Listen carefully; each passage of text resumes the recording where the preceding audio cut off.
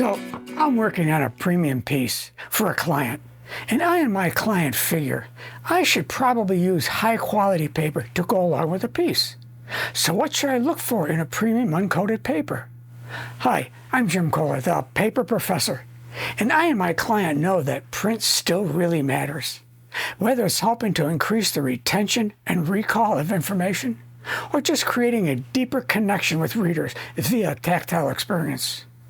Dynamic commercial print pieces like brochures, catalogs, or direct mail pieces have the ability to engage and delight users in ways that digital contact still can't quite replicate.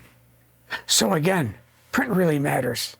I know for me, several of the printed magazines I used to get and loved went digital. And as much as I liked them, they kind of dropped off the radar for me. Reading them on my iPad just wasn't the same as holding those beautiful printed pages. Okay, getting back to my project. Here is what I look for in a high-quality premium uncoated paper, and you should as well for your next project. You know, a large part of creating the kind of print projects that capture and resonate with an audience is choosing the kind of high-quality paper that can produce high-quality images with crisp, clear text. Not only will high-quality paper help you create pieces with more polish and flash, but it'll also help you create commercial print pieces that are more effective and demonstrate a more meaningful ROI on your print communication spend. However, the challenge is knowing what to look for when choosing the highest quality paper for commercial print projects. With this in mind, there are 4 signs that let you know you're using the highest quality commercial printing paper. The type of paper you choose can play into your decisions. What I mean is, coated papers, for example, that have high gloss can be hard on the eyes over time, versus an uncoated that has no gloss and really is easy on the eyes over time. These factors can play into your choices for a high-quality paper, for example. The first thing to look for is paper brightness. Paper brightness is the measurement of the amount of reflectance of a specific wavelength of blue light.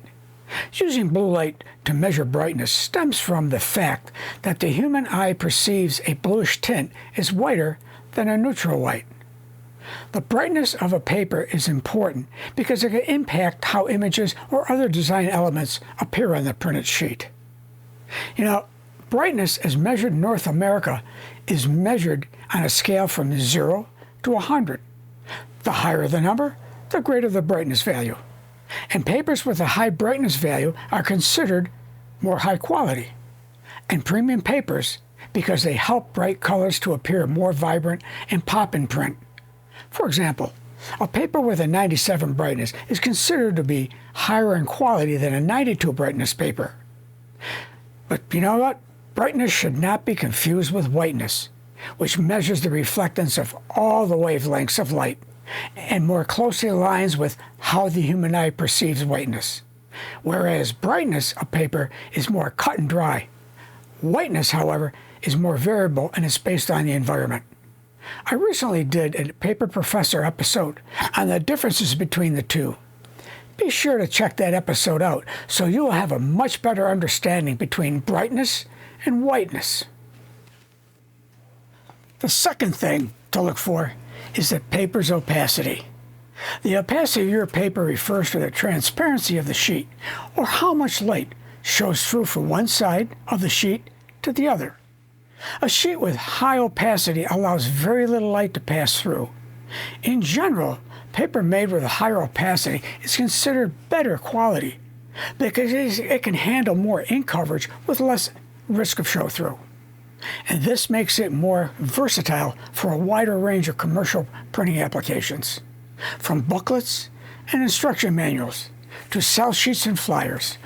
For example, accent opaque text is a premium uncoated sheet with superior opacity and a 97% brightness to help produce the highest quality print for any number of commercial uses. The combination of good opacity and brightness allows the images to pop off the printed sheet. The third thing to look for is the basis weight or grammage of the paper. The basis weight of paper is how much a ream of paper or 500 sheets weighs based on the size of the sheet. Paper comes in several different grades, from text, cover, bond, just to name a few. And each grade has its own basic sheet size, which helps determine the basis weight. Papers with a heavier basis weight are thicker and sturdier, and this helps to minimize the risk of print show-through from high ink coverage or double-side printing. I recently did an episode talking about how the English came up with the crazy basis weight system we use today. You have to check that episode out on the channel. It will educate and at the same time make you chuckle. That was a fun and yet educational episode. I'll tell you what though, watching that episode will make you want to go metric. Text is one of the more common grades used in commercial printing for applications like reports, financial documents, catalogs, and sales and marketing collateral.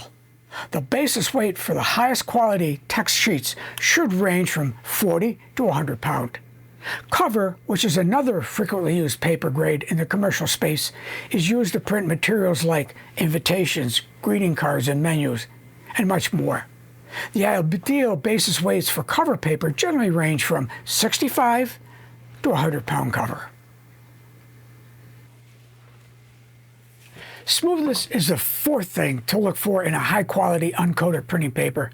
The smoothness of the paper's printing surface is determined by a number of factors, a couple of which include shape and orientation of the wood fibers in the paper, or the material composition of the paper.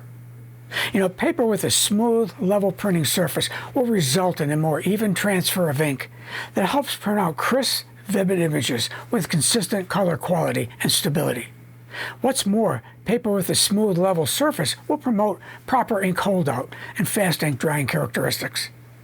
Coated papers provide a smooth printing surface by sealing the fibers of the paper with a coating. However, coated papers can be a more costly choice for commercial printing, and may not be compatible with the kind of press your commercial printer is using. Uncoated paper that has been calendared, which is the process of compressing the fibers to create a uniform, level surface, provides the same outstanding print and image quality as coated sheets, without the additional coating. Plus, this process can also help you create visually engaging pieces that don't break the bank, which leaves room in the budget for special finishes to make your project really stand out. Those are just 4 of the main paper properties that can define a high-quality uncoated paper for a premium project. There are others, and I'll define those in another future episode of The Paper Professor. A paper type has a unique interaction with readers. Coated versus uncoated can clearly tell something about the piece. Uncoated paper has a warm, relaxing feel to it, easy on the eyes, where coated can be glossy, hard on the eyes, and not have an interactive feel with the reader. In choosing a paper for a project, get full sheet samples at least see printed samples.